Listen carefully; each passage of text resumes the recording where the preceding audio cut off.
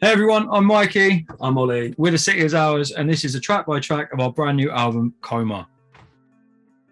So with the recording of the COMA record, we were quite fortunate in that we managed to get most of the album done prior to the first UK lockdown. So we had everything except this lovely chap here recorded and tracked and everything. We actually did the record without having Ollie as a member of the band. So we ended up working with you remotely, didn't we? So it was a bit of a blend of all the madness that's been going on in the world over the last however many months and years it's been. But yeah, it's been a bit of a crazy process, and we're super excited to have the record out very soon. Okay, so does it keep you up? When we were in the studio writing, obviously there was only four of us at the time. Our previous vocalist had left, and we hadn't quite signed up with Ollie yet. So we were working through some tracks, and does it keep you up? It was a kind of a slow burn building track that kind of ended up amalgamating into this huge ending, and it just really sort of set the tone for where the rest of the record was going. So we kind of off the bat, as soon as we started working on the idea, this track just seemed to feel like it was going to be perfect to open the record and really, like I say, just give a flavour of all the different things that were coming with the remainder of the album, and really kind of pave the way for what was to come with the remaining songs. So COMA is the title track of the album, and it really kind of is an amalgamation of all the different things and the thoughts and the feelings that went into the process of writing the record, and that is why we decided to make it the album. It's a personal journey, particularly of mine, but also with the guys kind of feeding into that around the thoughts and feelings of a particular process in my own personal life, and the idea of kind of feeling like you're existing without living, I suppose, is the overall arcing feeling. And the idea of being in a coma and that whole thing of the world just sort of passing you by and feeling like you're kind of, there's nothing you can do about it, and being trapped in a situation with things kind of happening around you. We wanted the song to be a honest like account of that, but also really kind of showcase exactly what The City Is Ours is about. So it's got those sing-along choruses that are kind of the type of thing you'd expect to see with us, but the addition of Ollie to the band has given it another edge, and certainly a heavier element to really kind of jet propel the story and the kind of angrier side of the record into the album off the bat straight away, really. Death of Me as a track is a funny one for me personally, because it is on the surface it's a pop song essentially with guitars, and there's lots of nice catchy vocal hook, and we played it live a few times now, and it gets the people jumping up and down and singing back, but if you delve a little deeper into the lyrics, it is essentially my account of a minor mental breakdown, I guess. So it was it's an interesting one for me because I love playing it live and I love the sort of vibe of it, but we really wanted to try and capture that feeling of sort of losing everything and not being able to connect, and we sort of did that and tried to feed that into the way that we did with the visuals as well. Yeah, I just wanted to have a couple that I just wanted to symbolize that they're being together, it would destroy each of them. So they were trying to reconnect towards each other in the music video, and then when they finally do, it would eventually just destroy both of them, I guess, in a way. Trying to think of it in the moment. Yeah, it was a lot of fun to make, but it was certainly, we wanted to try and sort of tell the story but not be too cliche, I guess, is the key part of it. So we set up two separate locations and put one of them in one and one of them in the other, and they were separated by a void that was depicted by a large plastic box that was very difficult to build. But it was a lot of fun and really seemed to kind of symbolize the whole feel and vibe of the track in that sort of 3-minute visual. So it was a very cool, quite ambitious, but overall very rewarding thing to make. I think the key part about Violent was it was the first song that we released, and we deliberately made the choice not to tell publicly any information at all really about Ollie joining the band. So it was the first thing we released, and like Ollie said, it kind of symbolizes everything that is there in quintessentially City as a sound, but also gives this whole like new direction and a new flavor. But it also bypassed any kind of sort of preconceptions about what Ollie's vocal might sound like. It was just straight in. The first thing pretty much you hear is his vocal straight off the bat, straight in at the deep end. I mean, he'd never even been in a band before until now. So it was like, let's just chuck everybody in, let's throw it at everyone and see how it goes down. It's angry, it's aggressive, but it's still got that kind of sing-along pop chorus vibe all sort of blended together, and really was the reason we picked it first, was to not only announce Ollie into the band, but also kind of symbolize a statement of intent for moving forward with the record. Great About Me was an interesting track when we were coming to writing that, because quite often, like with the record, a lot of the lyrical content was written by me initially, or the initial idea was coming through because it was a sort of personal journey of my own thoughts and feelings.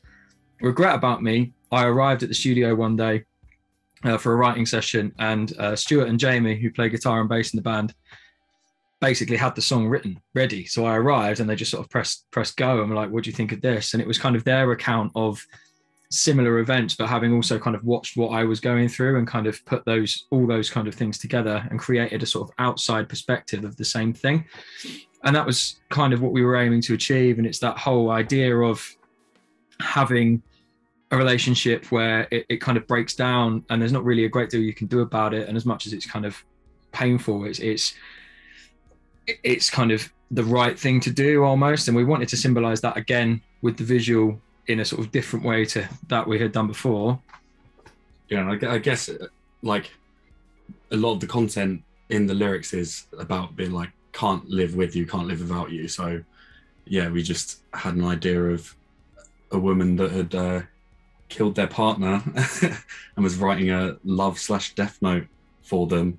And that's pretty much yeah, we just thought, what better way to dress up a video where we're essentially dressed like the Backstreet Boys against a nice pick backdrop like this. Oh, it's the same one. It's the same one. And yeah, what better way to kind of amalgamate all that together than to have the lead actress murder her partner at the end of it. So yeah, hopefully that kind of sums up Regret About Me. Dangerous. What do you say about Dangerous? Dangerous was just a totally off the wall idea from start to finish, I think. I had half of Dangerous written, took it to the guys. We kind of added another percentile to it, but it definitely wasn't finished. And we took it to the studio and we played it to our producer. And we just like, what do you think of this? And he was like, I don't know what you guys are like, what are you doing? But it's great. Like whatever it is, it's good. Like I really like it. And we really weren't sure, you know, there was arguments about whether it would even make it onto the record at all in the initial stages. And then, yeah, I mean, obviously we finished the track off in the studio. It wasn't really until Ollie added his vocals, which was actually sometime later with the lockdown situation, that we finished the track. And then we wanted to do something different with the visuals. And I think I came to Ollie and said, how do you feel about creating our own wrestling promotion and doing something completely different, completely off the wall, expecting Ollie to say no, and then we could go and do something far more sensible. And Ollie said, yeah, that's a great idea. And I was like, okay, now we've got to kind of come up with something. So yeah, I mean, we hired a wrestling ring. We got someone down to train us and sort of teach us how to safely wrestle.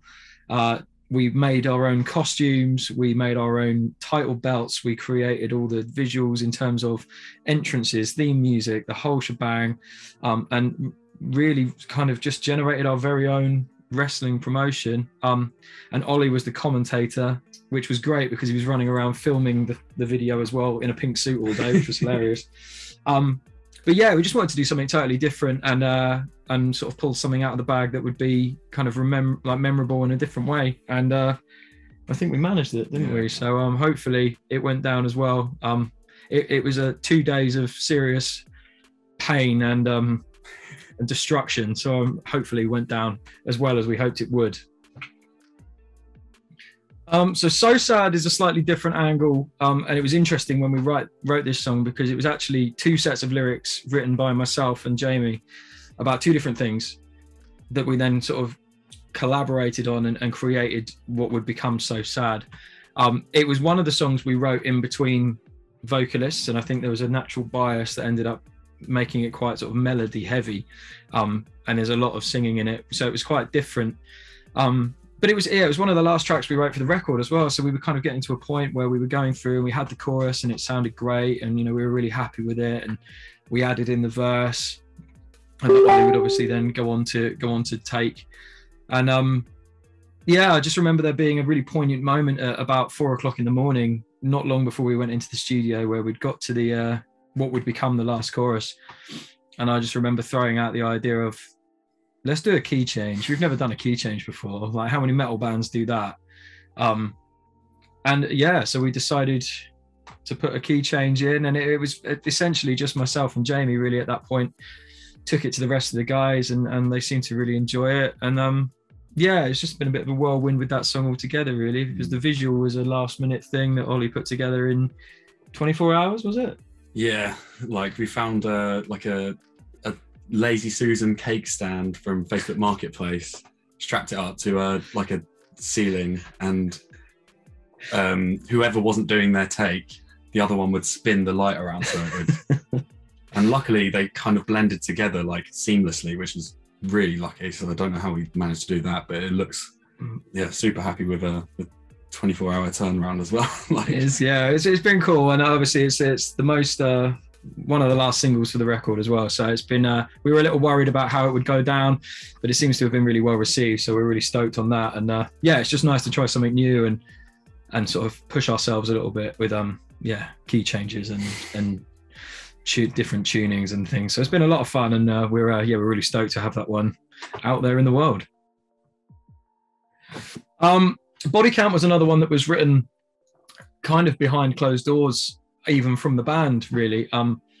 Jamie, our bass player, had been writing some songs, and he had some cool ideas for some vocals and things, and he put a little vocal idea together, which was the main hook for Bodycount. And we were like, yeah, man, like, it's great, but what's next? And for some reason, unbeknown to the rest of us, he decided to go away and write all the guitar parts via MIDI. So he was playing them in on a keyboard, and it came back and it sounded great. And we were like, oh, this is cool, but like, we're going to have to figure this out. So I remember sitting in the apartment we were in when we were in the studio, trying to figure out what he was actually playing. But it was really like, once we got our head around it, it was a bit of a process, but it was great to do. But Bodycount's really one of the more aggressive kind of avenues on the record, and I think it's probably one of your favorites, judging by your face when we play it. But it's just nice to again have tried something a bit different, and we when writing this record, we really wanted to try and push ourselves and push the boundaries, and I think Bodycount does that. Vocally, it's very it's quite quick. There's a lot going on. There's a number of breakdowns in there, and lots of sections to get people moving, and some sort of energy with, again, lyrics that are fairly poignant. So it's a really nice mix of all of the different things you would normally expect to see on a City record, but kind of turn the volume up a little bit and try to really throw a bit of extra energy behind it. And hopefully it's going to get some people moving when they get to hear it. Only Human was a funny one when we were writing the record, because it's actually a song that we'd had on the back burner for probably 4 years or so. I think it missed out on the last album we were doing, and it missed out on the EP before that as well. So it had been kicking about for a little while. And it was one of those ones where sometimes you just have to try something a bit different. And musically, we couldn't get the chorus to sit right. It just wasn't happening. And I basically just said to the guys, I was like, well, why don't we speed it up a bit and see what happens? So we ramped it up by 20, 30 BPM. And it just came this new lease of life. And it really sort of just reinvigorated us with that particular song. And it's a song about kind of having that feeling of kind of looking around and seeing what's around you, and sort of having the question marks appearing in your head around, what are you doing there? Is there something else? Are you going to be happier elsewhere? Is there another option in life that could potentially improve your own personal state of mind and happiness? But obviously the fear of that change and what is to come if you were to do something like that. And that's where the idea of sort of being only human kind of comes from, is that it's sometimes difficult to embrace the change, but almost once you accept that change is necessary, it becomes easier to then embrace it and sort of dive into it, and ultimately, hopefully, come out of the other side in a better position than you once were. Madre was an interesting one, I think, wasn't it? 'Cause it was actually written completely by Jamie, who's our bass player, and he just came to the table with this song. And I think the big sort of bone of contention was that we all loved the song, but we didn't really know how it was going to fit into the record. And it's like, if it was going to go on the album, it's like, how are we going to make it fit? Because it's that idea of sort of self-reflection and feeling, sort of almost getting to breaking point before then trying to sort of build yourself back up again. It's almost the lowest point, but also the beginning of moving into something more positive. And it's totally different to anything we've ever done before. It's really stripped back. There's some piano in there, there's some guitars in there, there's a lot of vocal in there, lots of harmonies and things, and it's a real nice sort of like breathing point in the record. And we really wanted to try and make it fit.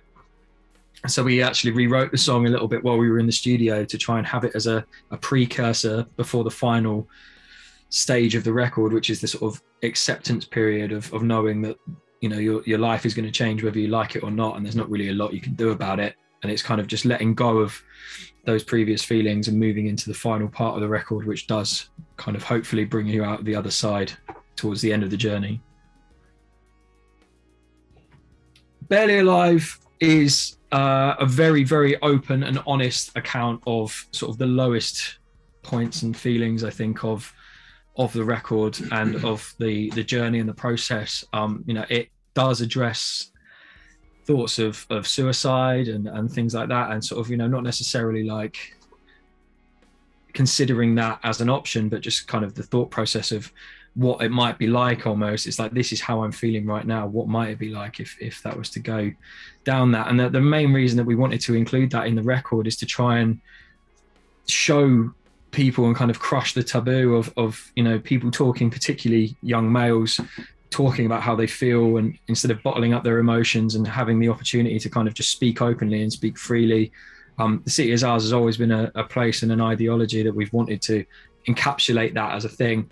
And Barely Alive really is the sort of most honest account of that we've ever done, really. It really is kind of addressing the lowest of the lows, with that light at the end of the tunnel hopefully being there, but obviously the question marks surrounding that. And that's part of the reason that we put it in the track listing. Where we decided to put it is right before that level of acceptance at the end of the record, was to allow us to get through the journey, process the thoughts and feelings before coming through the outside to what was next to come.